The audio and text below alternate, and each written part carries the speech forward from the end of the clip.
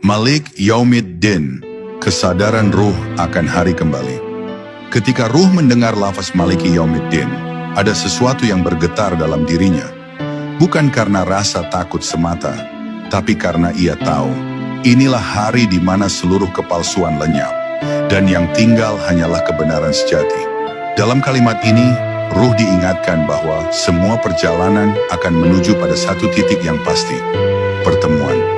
Dan dalam pertemuan itu, tidak ada yang bisa disembunyikan.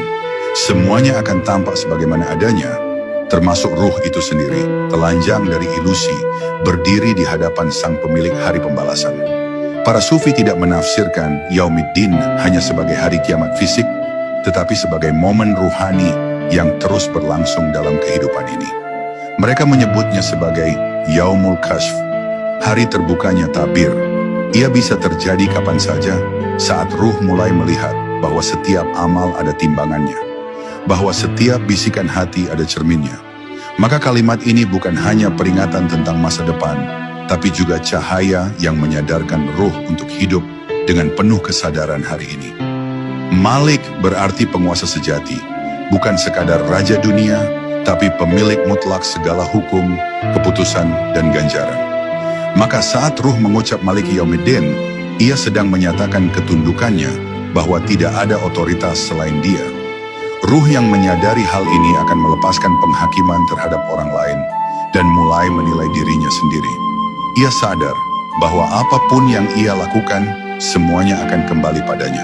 Karena ia hidup dalam sistem keadilan ilahi yang sempurna, meskipun tak terlihat oleh mata. Kesadaran akan hari pembalasan dalam dimensi tasawuf bukan membuat ruh menjadi takut berlebihan, tetapi justru menjadikannya lembut dan jujur. Ia hidup dalam keheningan batin, menimbang setiap gerak hatinya. Ia tahu bahwa bukan hanya ucapan yang dinilai, tapi niat yang tersembunyi. Maka setiap langkahnya menjadi ibadah, bukan karena ingin pahala, tapi karena ia tahu bahwa segala sesuatu dicatat oleh mata yang tak pernah tidur.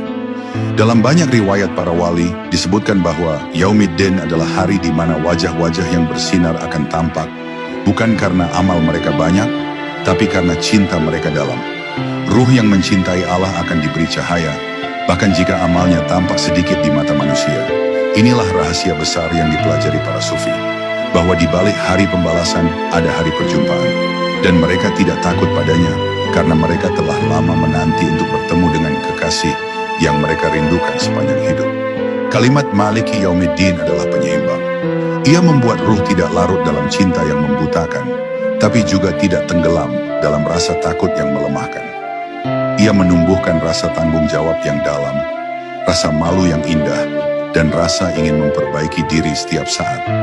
Ruh yang hidup dalam kesadaran ini akan berjalan pelan, penuh hormat terhadap hidup, karena ia tahu bahwa segala sesuatu akan kembali pada pemilik hari pembalasan.